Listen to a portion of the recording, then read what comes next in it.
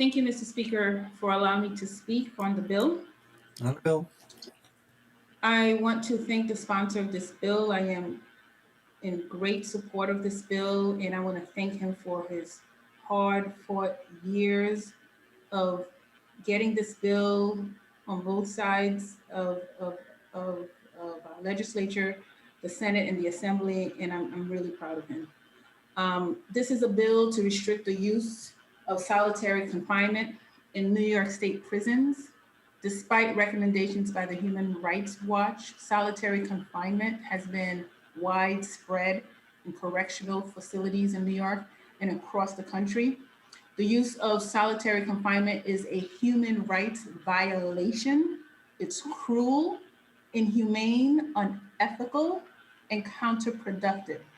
On any given day, around 2,400 people, disproportionately Black and Latino, are housed in solitary confinement units known as special housing units, or SHUs, in New York State prisons.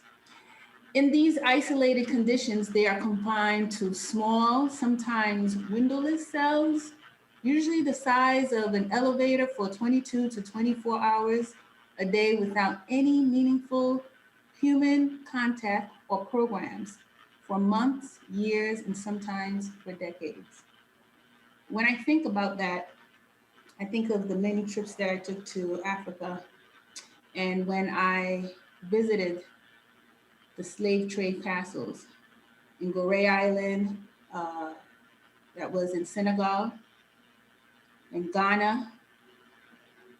And literally I had the opportunity to go in there and imagine how it would feel to be confined with so many other people, but confined for days and weeks and months without any food and without light.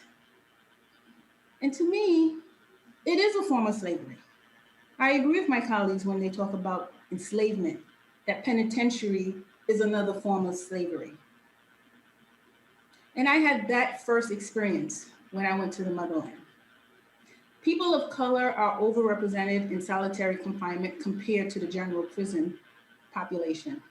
One study showed that Black male prisoners make up 40% of the total prison population, but constituted 45% of the restricted housing population. Not only is this a racially disparate issue, again, it is cruel and inhumane. We cannot treat human beings like animals. As we all know, incarceration has long been termed the new Jim Crow. Families are torn apart by mass incarceration. When incarcerated, individuals are freed, they get a second chance to reintegrate into society. We must aid them in this endeavor. The harm solitary confinement does to one's mental health is irreparable.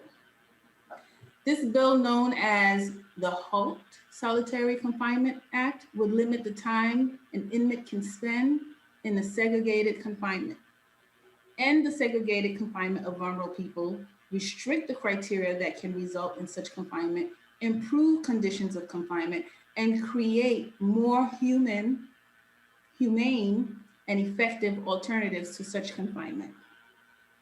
This will make our state a more humane and safe place to live. I want to thank all the advocates who fought for this. It's a long list of advocates. And I also want to thank my neighbor, Mr. Higgins, who lives in my district, who introduced me to the HALT bill when I first was elected and started as an assembly member in 2015. So I thank you, Mr. Higgins, for being an advocate for this bill. I support this bill and affirm my vote. Thank you, Mr. Speaker. Thank you to the sponsor of this bill.